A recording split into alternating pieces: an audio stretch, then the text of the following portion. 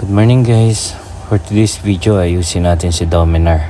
Nabasa kasi siya ng ulan, then ayaw na niyang mag-start. So nagsimula ako sa pag-check ng spark plug, baka basa lang. And then nag-come up ako to ito yung component ng spark plug kasi mga basa yan, pinasok ng tubig. So baka ako yung ayaw lang tumuli ng kuryente sa lininis ko yan. Tinanggalan ko ng tubig kasi may tubig naka-stock dyan. Pin-lower ko yan. Ayan, pin-lower ko. And then, na-check ko na rin yung battery niya. Napalit ako ng bago. Kasi, yung battery niya nung una ayaw na rin umilaw. Gawa nung mahina na rin siguro. So, maraming naging troubleshooting before kaya mapa-start. At the end of this video nga pala makikita nyo kung bakit ba't ayaw niya mag-start at ano yung naging problema dito kay Dominar. So at least magkaroon tayo ng idea na kung may power naman ayaw mag-start, so possible ito yung naging problema yung nasa uling video.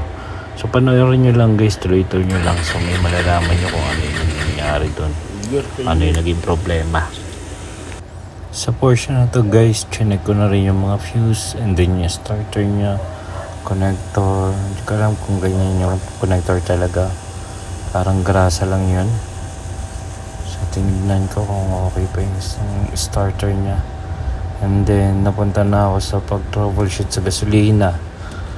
Kako ayaw pa rin mag start, na-check ko na lahat, kaya ayan.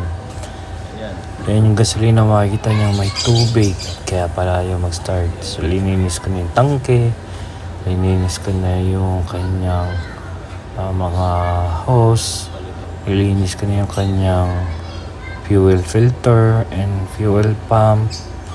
Then sineparate ko na yung gasolina na walang tubig para magamit ka pa. Ayan, kung makikita niyo. At this portion guys, yan, nag-i-start na yan. Yun lang pala yung naging problema niya dahil pinapasukan siya ng tubig yung gasolinahan. Siguro nakalimutan ko sigurong i-diin ng husto yung gasolinahan. Kaya ayun, yun ang naging problema. So maraming troubleshooting nangyari bago siya mapagana. Yun lang guys. At saka ito nga pala, paparinig ko sa inyo yung magiging dito, makakalabasan kung mag-start siya o hindi. Yan, pakinggan na lang natin siya guys pag i-start ko na. Yan lang guys, share ko lang tong video na to, at least para dun sa mga iba na pwede rin kayo mag-DIY troubleshooting, pero pag hindi talaga kaya, dali na sa mga expert na mayaniko ng motor.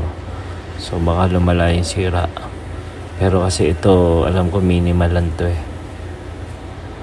linis portion lang, baklas kabit lang, wala masyadong i-check kasi kung makikita nyo dyan, nagpa-power function yung kanyang dashboard, yung kanyang display, even dun sa may gasoline tank, sa niya, sa cover tank niya, working yun, walang problema. So start lang ang problema ko.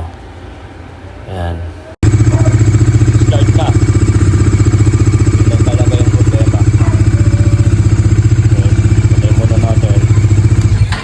Mamaya i-test drive ko siya kung mabubulunan siya o hindi.